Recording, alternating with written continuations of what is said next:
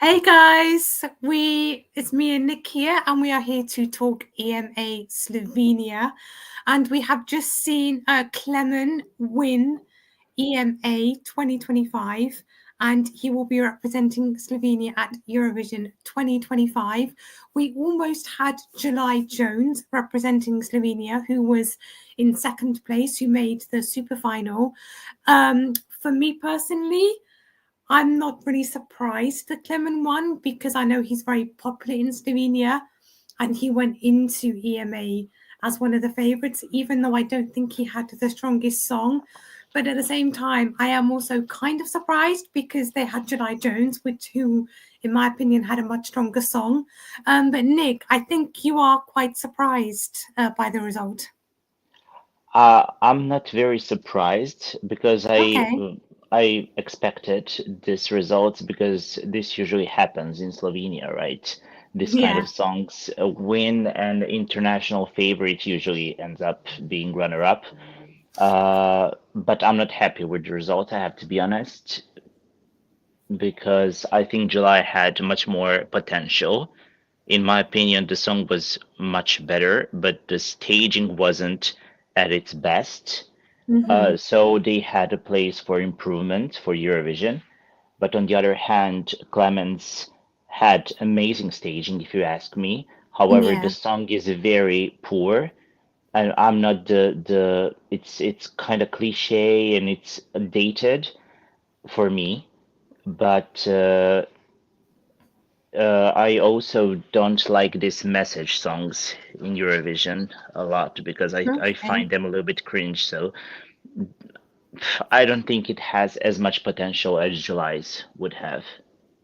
Yeah, I agree. I think the song that Klemen has is quite weak, and I think it's quite forgettable, the song. The staging was maybe, as you said, a little bit more interesting in some parts when we saw Clemens hanging upside down and still maintaining a good vocal in that position, which I was very impressed by. But I feel like for me, that was the standout of Clemens tonight. I just remember him being upside down. I don't remember anything else. So I'm excited to see what he will bring to the stage in Basel, whether he will try to recreate this or whether he'll come with something different. But yeah, I'm not a massive fan of the song, but vocally he was very good. Probably one of the best of the night. But let's go to the live chat. Right, Bailey, you were hoping for July Jones. I think a lot of people were hoping for July Jones too.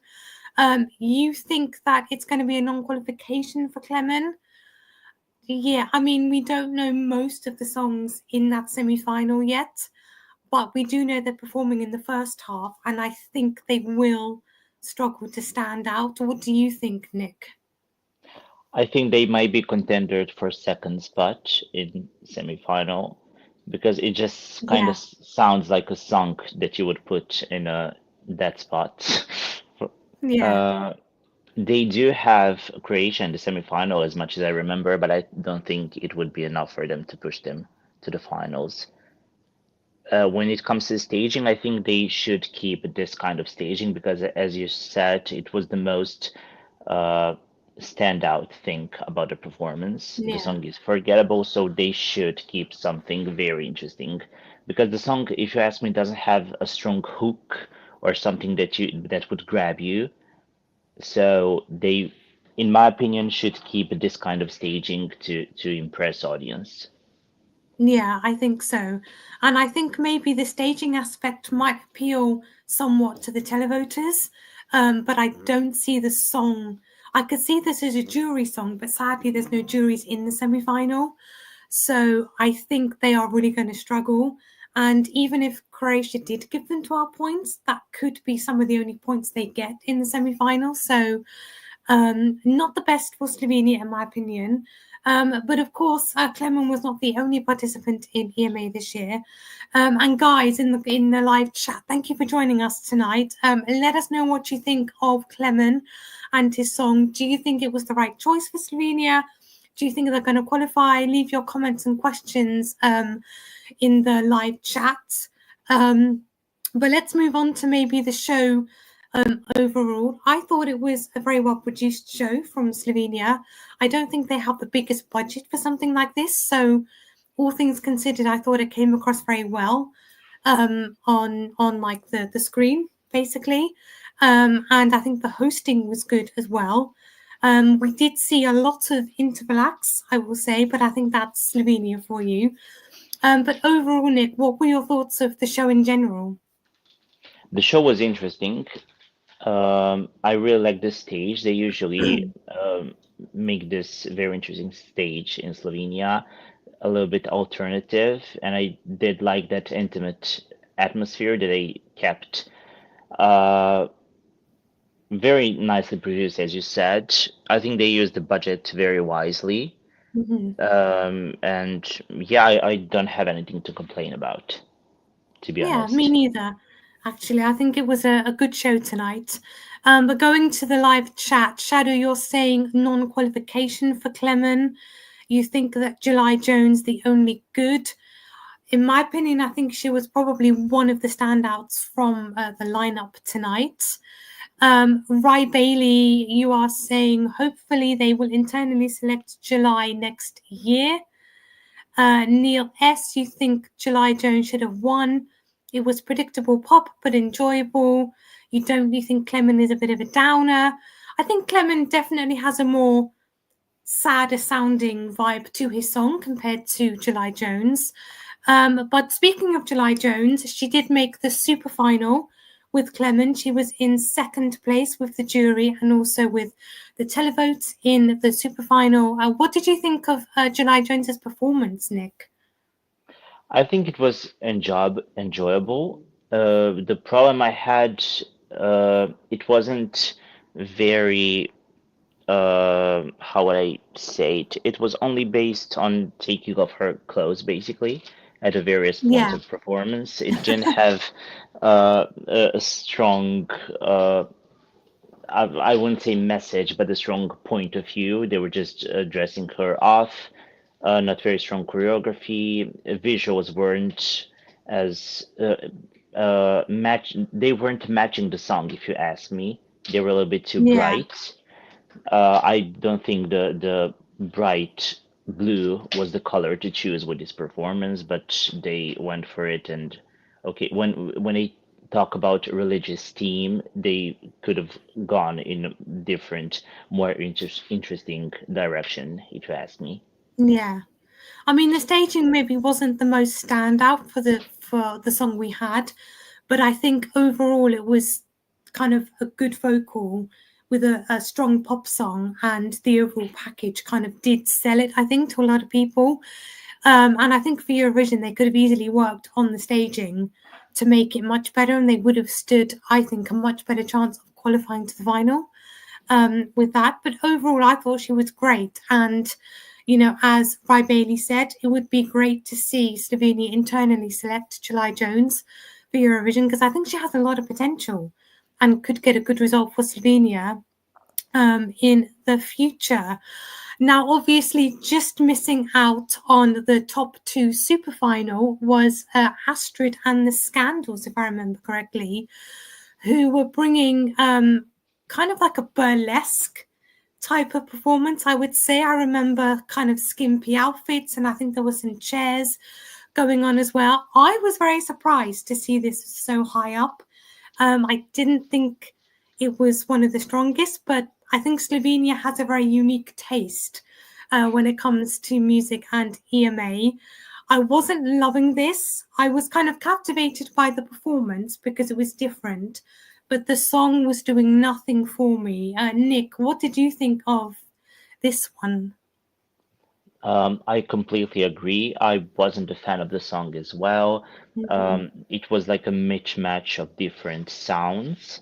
And I was also surprised it ended up in a third position. Um, but if I remember, it's not their first time in the national selection, so they might have some kind of Yeah, reputation or even fans to push them. But they were also pushed by the juries, so maybe it's just unique Slovenian taste, as you said. I th yeah. ultimately it wouldn't be a good choice for Eurovision. So I think Klemen is a better choice if you compared these two. Yeah, definitely. I think Astrid and the Scandals, I think they would have struggled to qualify. They would have maybe stood out based on the staging, but I don't think that would have been enough for them to qualify. But let's go back to the live chat. Right, Bailey, you're saying you like the staging but not the song. I think you're talking about Astrid here. And then we have Martina Papi. You're saying Clement legend. Well, I guess he is a bit of a legend in Slovenia, but I was expecting him to come with maybe something more upbeat or something a bit comical, because I think that's normally his usual style. So I was surprised to see a ballad from Clement, but maybe his stage presence will win people over in Basel. We shall see. But guys, if you're joining us, thank you, first of all, for joining us tonight. We are talking about the EMA final from Slovenia, which saw Klemen win, and will be representing Slovenia at Eurovision this year. We will probably be wrapping up in not too long, because we have a Belgium video coming up after this, and later on a Benidorm Fest video coming up. So it's a busy night tonight for us. But let us know what you thought of EMA this year. What do you think of the winning song by Klemen? What did you think of the overall results? Let us know in the comments down below. And I think one song that we need to talk about is the song that closed the show by RAI, not to be confused with the Italian broadcaster. And they were singing about Frederick, who is dead. Questionable, a bit strange, I'm going to say. I was liking it in a weird way, but also I was kind of thinking, what on earth is going on here? Yeah, Nick, I'm a bit speechless. A bit speechless, yeah. I was speechless when I heard the ending of a song when he said, "I killed him." So I'm not.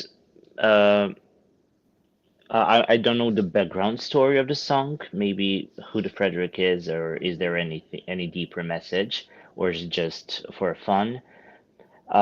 I think it had that shock value, but it would have been a little bit controversial for the Eurovision, right? To have this kind Yeah. of line in a song. Yeah, I think when you're talking about kind of like killing someone and someone being dead, Very maybe they could have explicit. changed. Exactly. Maybe for Eurovision they could have changed some of the wording, perhaps. But yeah, I mean, it definitely stood out for me just because of how different it was in terms of the style and some of the lyrics. But definitely, I don't think was right for Eurovision, quite frankly. But guys in the live chat, what did you think of? I'm just going to call them RAI, because I don't know if it's said like that or if it's Rai or Ray. I have no idea. If anyone knows in the comments, let us know. But maybe let's move on to some of the other performances, if I can even remember them, because it seems like a lifetime ago that I saw these, because we've had quite a few ad breaks. We've had the hosts coming on. We've had the hosts coming on with many guests, including Maya Kutz and Anusa Durenda, for example. We've had lots of interval acts as well. So they managed to stretch the show out quite nicely. But it does mean I have forgotten probably a lot of the songs that we're performing. But maybe let's pick some. Gosh, we had a lot of different kind of styles. We had some rock, we had pop, we had more like a jazz or like a burlesque kind of thing going on tonight. We had nice ballads as well. One song that did stand out for me, I'm not sure if it was for the right reasons, was a PolarAce, who was he looked like a young boy, and he had lots of light up balls that he was interacting with. I personally kind of liked the song.